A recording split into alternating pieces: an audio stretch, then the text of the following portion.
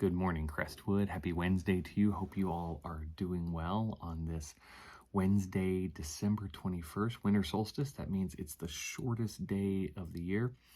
The good news is that means from this point forward, every day starts to get a little bit longer. We have a little bit more light, but it's going to be a while before we're feeling that, especially with the weather that's coming. So hope you all stay safe and warm this coming few days, and certainly hope we get to see you on Christmas Eve and Christmas Day, weather permitting, and as long as you can get there safely as we celebrate Christ's birth. In a couple of different ways, the sort of the somber quietness of Christmas Eve and the big birthday celebration on Christmas Day. It's going to be fantastic, and staff's been working hard to prepare services that will be meaningful and joyful, and I hope you'll be a part of that with us. So today I am thinking about light. It's only appropriate since it's the winter solstice that's on my mind, since today we have the least amount of light of all year will be on this day.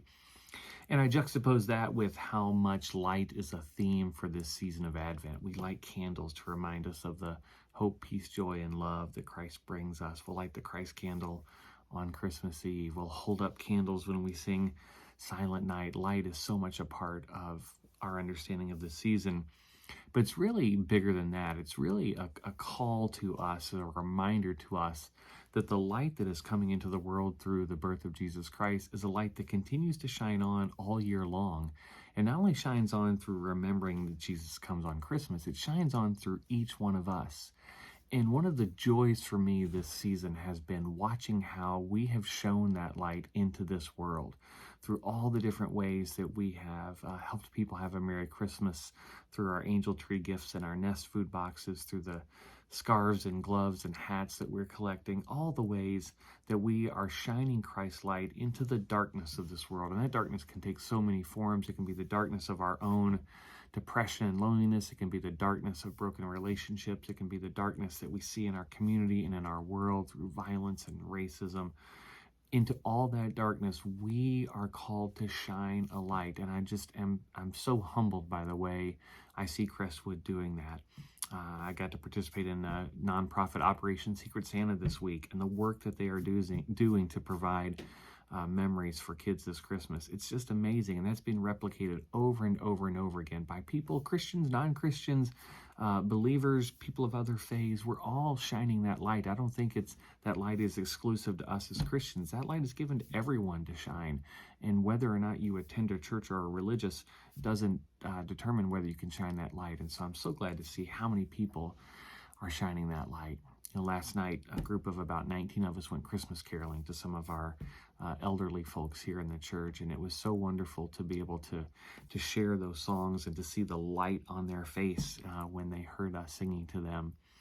The light is shining all around us, and yet there's so much darkness. And so I think it's really up to us to choose where we focus. Do we focus on the darkness that we see each and every day, or do we focus on the light that is coming into the world? Today is a great reminder of that this being the shortest day, the day with the least amount of light, the day that may feel the darkest to us, not just in the world, but emotionally in our own souls. But a light is coming.